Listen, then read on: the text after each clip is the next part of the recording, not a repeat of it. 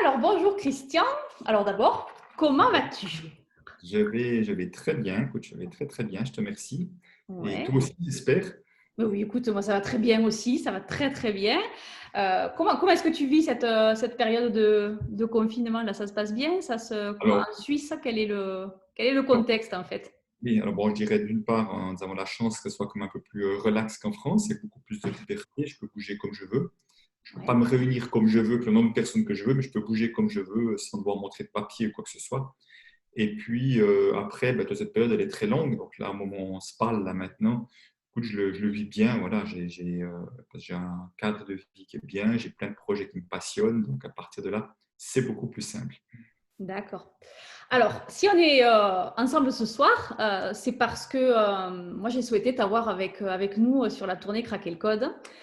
Je suis venue te voir il y a quoi? Il y a quelques mois maintenant, chez toi en Suisse, puisque tu as aussi participé au documentaire Craquer le Code qui est sorti le 26 novembre. Euh, et alors, c'est vrai que ça a matché tout de suite. En fait, tout de suite, tu m'as dit, ah oui, moi, Craquer le Code, ça m'intéresse, l'ADN me parle, etc. Qu'est-ce qui fait finalement que tu as décidé que ça t'a parlé et que tu as décidé de rejoindre l'aventure? Ouais. Pour moi, dans tout projet, parce que je suis bien sollicité, dans tout projet, pour moi, il y a deux aspects. Il y a le projet en tant que tel, et puis il y a la personne qui porte le projet. Et pour que ça matche, pour que j'ai envie, il faut que ça marche au niveau des deux. Parce que parfois, il peut y avoir un beau projet, mais je ne sens pas la personne, j'ai pas de feeling avec et je n'ai pas forcément envie de collaborer avec. Et au contraire, si je sens la personne, c'est bien. Donc, d'une part, j'ai tout de suite senti ton enthousiasme, ton énergie, enfin, il y a quelque chose qui était pour moi très, je veux dire, contagieux dans le bon sens du terme, surtout à ce moment. Viral. Voilà. Il y avait un bon virus là, derrière, je sentais bien, je dis voilà, elle a un virus, il y a une passion chez cette femme-là. Donc ça me plaît. Et puis après, le thème de craquer le code, oui, ça me parle beaucoup parce que pour moi, craquer le code, c'est sortir de sa zone de connu, qu'on appelle la zone de confort, c'est oser faire quelque chose de différent. Et surtout, c'est absolument nécessaire dans la société que nous vivons aujourd'hui. Nous ne passerons pas à autre chose si nous n'arrivons pas à sortir de carcan dans lequel nous sommes enfermés nous-mêmes, malheureusement. Oui, et Ou puis alors, heureusement. et pour le coup, je pense que la thématique de l'argent, qui est quand même ton domaine d'expertise, hein, puisqu'en fait, tu es expert de la relation à l'argent, tu as été 23 ans banquier en Suisse, hein, tu m'arrêtes si je me trompe. Mais là, c'est vrai qu'en parlant de carcan, je crois qu'on a tous quand même un rapport singulier, on va dire, à l'argent. Oui. On a tous finalement un modèle familial et puis un environnement dans lequel on évolue et qui fait qu'on a des pensées, des croyances aussi très souvent limitantes, il faut le dire, hein, par rapport à l'argent. Et donc, moi, je suis ravie que tu sois avec nous parce que vraiment, je trouve que ta contribution, elle me paraît essentielle sur cette tournée. Alors, justement, moi, la question que je me pose, tu vois, je me dis, Christian, il a été 23 ans banquier en Suisse. Mhm. Et à un moment donné, comme tu l'expliques d'ailleurs dans le documentaire, il y a ce moment où tu perds ton job. Mhm. Tu fais le choix d'aller déployer ton expertise sur euh, la relation à l'argent. Finalement, comment est-ce que je peux aller accompagner des personnes dans leur relation à l'argent? Qu'est-ce qui fait que quand on a été banquier pendant 23 ans, tu aurais pu partir tu vois, vraiment vers de nouveaux horizons, continuer à te dire, oh là là là là, attends, j'ai perdu mon job, il faut que je garde cette sécurité. Et toi, en fait, improbable, tu craques le code et tu te dis, ben allez, c'est le moment, je me lance et je vais aller accompagner les personnes voilà, qui sont en inconfort, si on peut appeler ça comme ça, dans leur relation à l'argent. Pourquoi est-ce que tu as fait ce choix-là? Alors, je crois que ce choix, il s'est comme imposé à moi, mais simplement, il y a eu des conditions pour qu'il s'impose à moi. Et les conditions, si tu veux, c'est que j'ai fait un chemin intérieur pour pouvoir vivre quelque chose d'autre à l'extérieur. Autrement dit, j'ai travaillé ma sécurité intérieure, j'ai pas simplement travaillé mon estime de moi également. J'ai eu aussi à sortir de ma zone de connu dans la banque en faisant des choses différentes, en osant m'exprimer autrement, en osant prendre d'autres positionnements qu'avant. Donc, tout ce que j'ai réussi à oser faire, que je n'osais pas faire avant, a comme préparé ce terrain intérieur d'oser aller dans l'inconnu. Donc, j'étais vraiment prêt et mûr en 2009 quand j'ai perdu mon job. Oui, Et à ce moment-là, je me suis vraiment dit, je ne vais faire plus que ce que j'aime. parce que ça faisait comme un moment qu'à la banque, il y avait des choses que j'aimais, mais des choses que je ne pouvais pas faire comme je voulais. Enfin, je me sentais un peu seul, je dirais, dans la direction où je voulais aller, d'amener plus d'humain, d'amener plus de conscience sur notre vécu intérieur. Et je n'étais pas forcément encouragé par certains, je ne l'étais plus à ce moment-là parce que la direction avait changé. Donc j'ai dit, cette fois, je ne fais plus que ce que j'aime. Et donc, il y a eu ce cheminement intérieur qui était important et j'ai vu que, alors que quelques années avant, qui était très bien payé et malgré tout plein de peur et peur de manquer en particulier avec l'argent, à ce moment-là, j'avais une sérénité, une confiance que mon truc allait marcher. Et dans ce que tu partageais, il manquait un tout petit morceau. C'est comme moi, je me suis mis à mon compte, je ne pensais pas que j'animerais la relation d'argent. Ce n'était pas mon projet. C'était accompagner les êtres humains vers plus de conscience. Donc, ça parle de plein de manières différentes. Mais je ne pensais pas animer un jour ce thème de la relation d'argent. Simplement, j'étais déjà organisateur de Peter Koenig, cet homme qui avait toutes ses recherches là-dessus. Oui. Et pour moi, lui, c'était le maître et il était irremplaçable. Mais simplement, lui, il a bien vu qu'à un moment donné, que j'étais prêt. Puis c'est lui qui m'a dit, non, Christian, tu vas faire ça à ma place maintenant. Il m'a comme poussé dans le dos et c'était rajouter un thème à ce que je faisais déjà. Mais très vite, ce thème s'est imposé comme étant tellement important que j'étais tellement à ma place et puis que les personnes étaient tellement contentes que j'ai commencé à de la Suisse francophone, aller voir en France, aller voir en Belgique, au Luxembourg, au Québec. Enfin, tout ça, n'a fait que prendre sa place, ça fait que grandir. Et tous les autres thèmes ont été mis de côté, sont tombés à l'eau parce que c'était vraiment le thème que j'avais à vivre et surtout le thème que j'avais à vivre aussi qui donnait du lien entre mon passé et mon actualité. Pendant longtemps, j'ai cru qu'il y aurait deux vies, la vie bancaire et la vie d'accompagnant du coach. Puis non, ça comme remet du lien entre Oui. l'une et l'autre.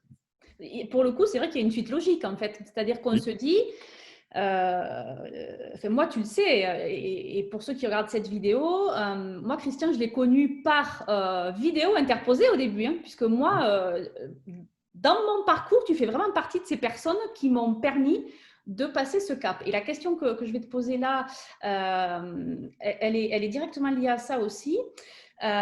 Parce qu'effectivement, moi j'ai connu une liquidation judiciaire. Enfin, moi j'ai frôlé la mort, à la suite de quoi j'ai connu une liquidation judiciaire. Et puis ma famille, prise de terreur et de panique, en fait, s'est dit oh là là, tu vois, il y a eu une forme de vraiment de rejet. On en avait discuté dans une autre interview, je me souviens. Mais c'est pas tellement le thème de ce soir. Mais c'est vrai qu'effectivement, tu as fait partie de ces personnes où à un moment donné, je me suis dit il y a un truc. Sur lequel je sais pas, j'avais pas craqué le code, tu vois, je me disais il me manque un truc, il y a un bug dans l'algorithme, quoi. Et effectivement, quand on t'écoute et effectivement quand on lit ton livre aussi, qui s'appelle Ce que l'argent dit de vous, hein, et qui est juste génial, on se dit ouais, effectivement, ce parcours-là de 23 ans finalement a servi d'expérience, on va dire, et on sent à quel point il y a le regard du banquier qui a pris de la hauteur aussi dans sa relation client. Tu vois, on n'est pas juste là pour vendre un produit bancaire, faire un placement financier. Il y a toute une histoire de vie derrière. En tout cas, moi, c'est vraiment comme ça que je l'ai ressenti et c'est aussi la raison pour laquelle, après, tu vois, voilà, je me suis dit, il me faut Christian d'en craquer le code, c'est une évidence. La question que je voulais te poser, c'est de me dire, tu viens de dire, voilà, je perds mon job. Et au moment où je perds mon job, waouh, sérénité, parce que ça y est, je sais. Comment ça s'explique ça? C'est quoi ce déclic? Il vient d'où ce déclic, en fait, de se dire, je perds mon job, donc j'ai pas d'argent sur la ligne d'horizon, je sais pas le modèle économique qui va se déployer, et pourtant je suis serein. Comment est-ce que tu l'expliques, tu vois, cette sérénité qui se déploie d'un coup? Alors, écoute, encore une fois, je crois que c'est vraiment tout un chemin. C'est-à-dire que c'est arrivé 2 ans avant, je n'étais pas prêt. 5 ans avant, je l'étais encore moins.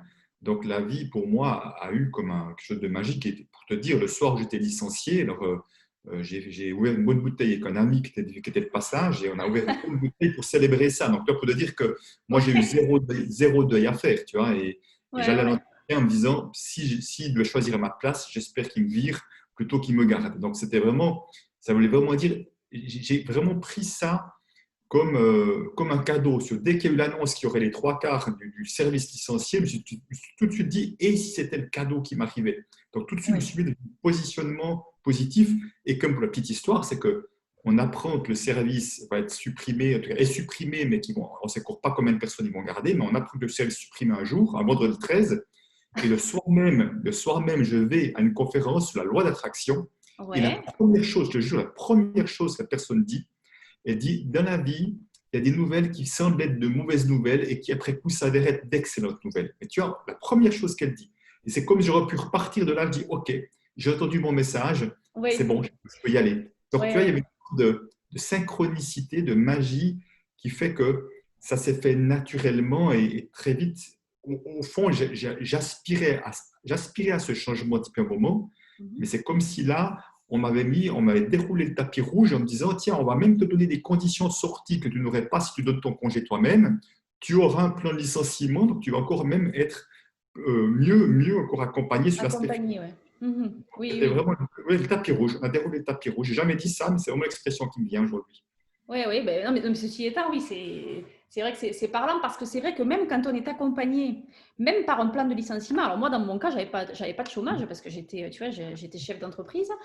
Euh, le contexte était différent puisque voilà, je n'avais pas de visibilité particulière. Mais par contre, c'est vrai que tu parlais de la loi d'attraction et c'est vrai que la loi d'attraction, je crois il faut vraiment le vivre en fait. Il faut vraiment se dire, ok, admettons, admettons que ça fonctionne, quoi, parce qu'une fois qu'on l'a Mhm. incarné, en fait, une fois qu'on l'a vécu une fois, on se dit, mais ouais, effectivement, ça fonctionne, en fait. Et après, on a ce mécanisme de pensée. On a cette capacité, je crois, tu parlais de mon énergie, tu vois, au début de l'interview. Je crois qu'on a cette capacité, finalement, après, à se poser les bonnes questions pour avoir les bonnes réponses. Tu vois Oui, ce que... et effectivement, les bonnes réponses, ça peut être attirer la bonne personne, comme tu l'as dit, tu attirer la bonne personne au moment, comme moi j'ai attiré des bonnes personnes au bon moment de ma vie, tout à coup qui m'ont fait faire un pas qui a dit, mais oui, Peter Koenig, je ne le connaissais pas du tout, mais c'est un hasard absolu que je le rencontre, et tout à coup je dis, waouh, quelques mois après, j'organise un premier atelier avec lui, j'imaginais pas une seconde, ce serait la personne la plus déterminante de ma vie sur ma trajectoire professionnelle, Mhm. et que, tu vois, il est arrivé à moi, je ne peux pas dire autrement. Et comme je sais que des gens me disent, vous êtes arrivé à moi aussi à travers une vidéo et autres, c'est la même C'est chose ça. que l'élève est prêt, le maître arrive. On dit, maître, je mets des guillemets parce que je n'ose pas me voir Ouais, comme un maître, non, mais... mais tu as ou l'enseignant, appelons ça comme on veut. Quoi. Oui, oui, non, non, mais c'est très vrai, quoi. Effectivement, on se dit parfois, on est dans une situation qui nous paraît, comme tu disais tout à l'heure, insoluble. En fait, vraiment la mauvaise nouvelle, le truc, mais c'est la catastrophe. Et à partir du moment où on s'autorise à imaginer la possibilité qu'il puisse y avoir quelque chose de chouette derrière ça, étrangement, on le découvre au fil des jours, des semaines, des mois.